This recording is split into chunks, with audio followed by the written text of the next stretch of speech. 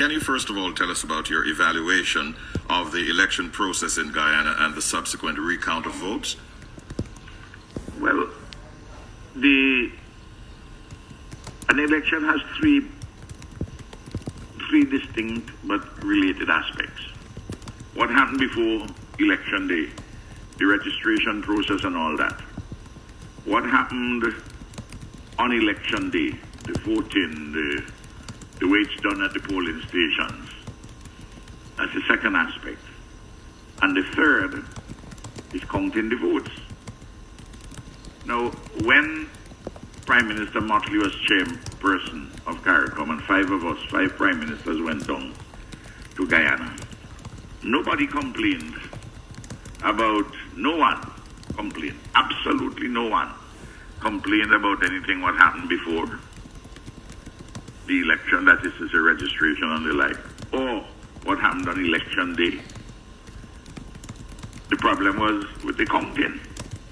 Not so much in the counting, which was done, as always, the polling stations, and you had the tabulation for the statement of polls. Is the question what is happening, particularly in Region 4, that is to say the Georgetown conurbation, which is the biggest of the lot. And clearly, and it was ruled that what was sought to be done after the voting took place with that particular process was highly irregular and would produce a result not in keeping with the will of the people. That is why you have all the call for recounts and a particular process set up with CARICOM, a team going down to help in the supervision of that. And even though the CARICOM team put out a report, and they put out the report and said, listen, this I wasn't dotted and that T wasn't crossed, but the elections fairly represented the will of the people. And these are the results. And it is for the GCOM, Guyana Electoral Commission, yes, through the chairman, retired Justice George Claudette Singh, to declare the result.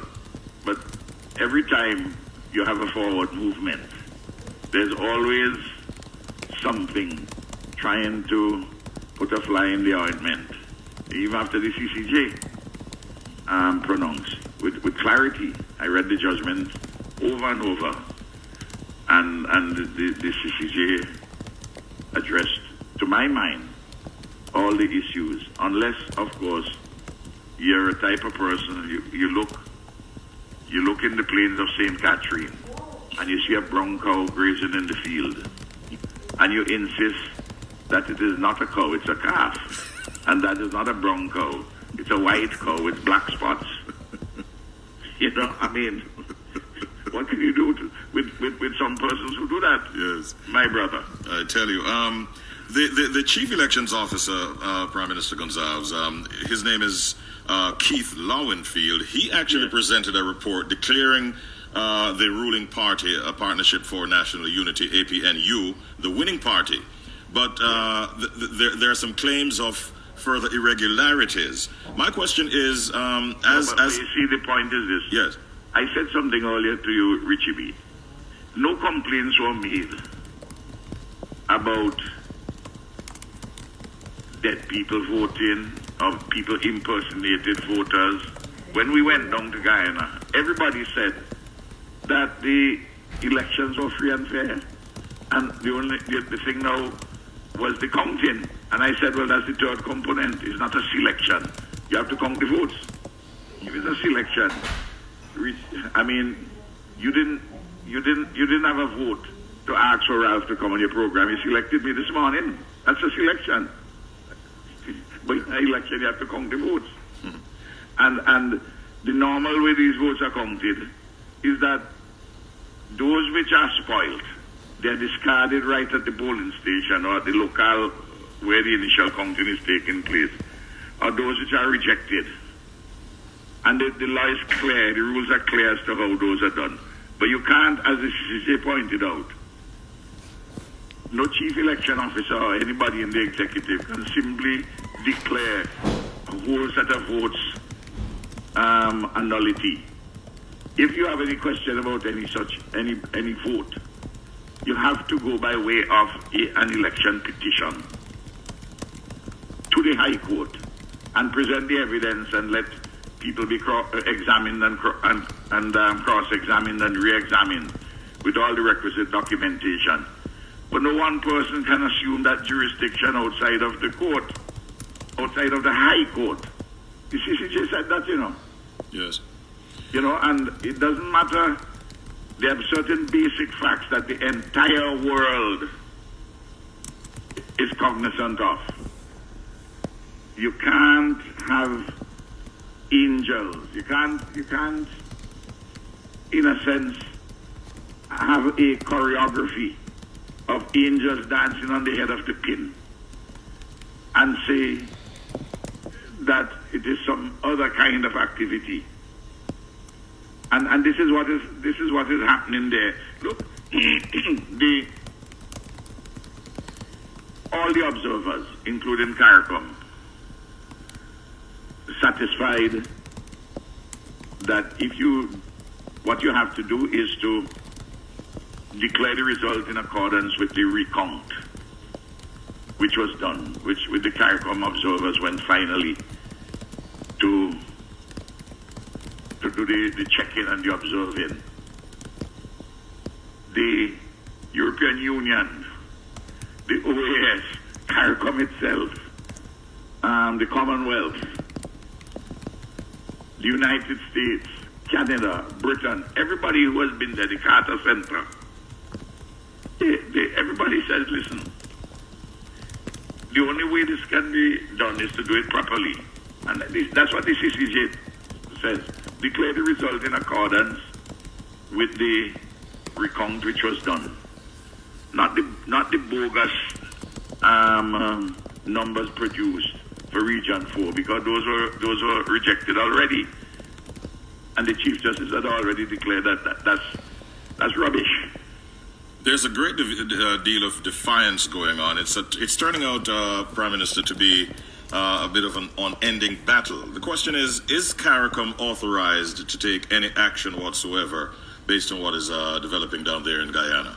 Yes. I mean, CARICOM has different actions could take. And I wouldn't want to say what are the options available to CARICOM, because we haven't met as leaders, CARICOM heads of government.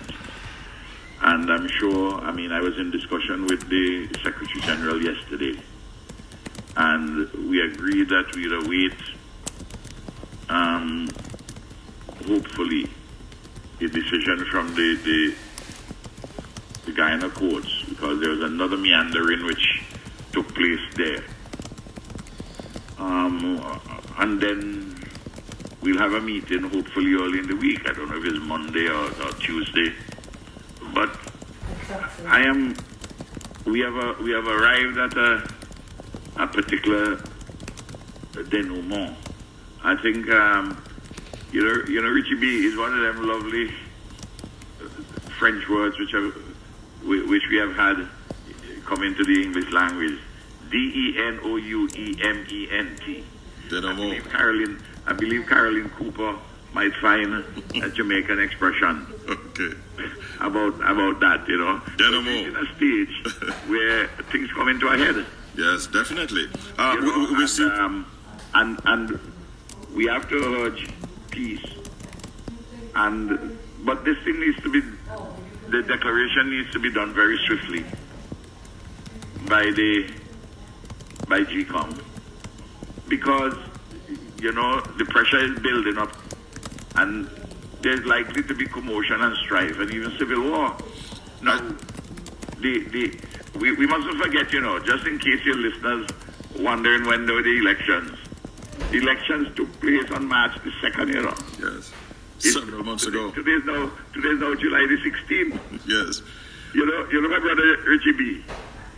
I mean, I tell you something. You know, the it is taking longer than the time when the Hebrew people were led by Moses into the wilderness, away from Egyptian captivity. it's not bad. Heavenly Father, man. I'll tell you. The U.S. has come out, Mr. Mike Pompeo, and he has said that they'll be implementing visa restrictions on some of those individuals. I've read that, but I haven't seen details more than a snapshot. Yes. This might be just an arrow across the bow of those who are still in occupation at the political crease. So my question is, are sanctions likely from within CARICOM itself? Similarly, I wouldn't be able without a meeting of without a meeting of the heads to speak on that, and it would be premature for me to speak on that. But clearly, CARICOM has spoken with one voice. Look, we have to defend democracy, and we are on the side of the angels. This thing is taking too long. It's a blot on Guyana. It's a blot on CARICOM. And we can't be indifferent to what is happening. Look, when people say, well, why is CARICOM, you have some people saying CARICOM is interfering. We're not interfering. We are affected, it's part of us. Guyana has the headquarters for CARICOM. Guyana is a foundation member of CARICOM. Guyana is a signatory to the revised Treaty of Chaguaramas. There are certain things which we are enjoying to do together. Guyana is a signatory to the Charter of Civil Society, in which we have to hold free and fair elections. You know, if you are aggrieved, you go to the High Court by way of election petition. yes. That's the point. I mean, there's no room really for shenanigans, and where everybody in the world is seeing, everybody other than a narrow group in and out of Guyana, everybody is seeing that some clique is seeking to hijack the elections and therefore hijack the country. It's very, very unfortunate. I want to focus in the minute or so that we have. So that, I mean, and we have to, let me tell you something, Richie B. Yes, Prime Minister. I am Prime Minister now since March the 29th, 2001. So as you would appreciate, I have had to call elections in 2005, 2010, and 2015. I respect the electorate so much. And I respect every person's vote so much. Is that the official residence of the Prime Minister, if you come here anytime before the polls open on election day, I will not have a toothbrush belonging to me in the residence, the official residence. Really? Everything belongs to me, I move out. And the night of the elections, when the results are declared, and it's clear that I'm winning again, I move back the next day with my toothbrush and a suit of clothes to go to the Governor General to be sworn in as Prime Minister again. You know, so I can't assume that I'm going to be returned.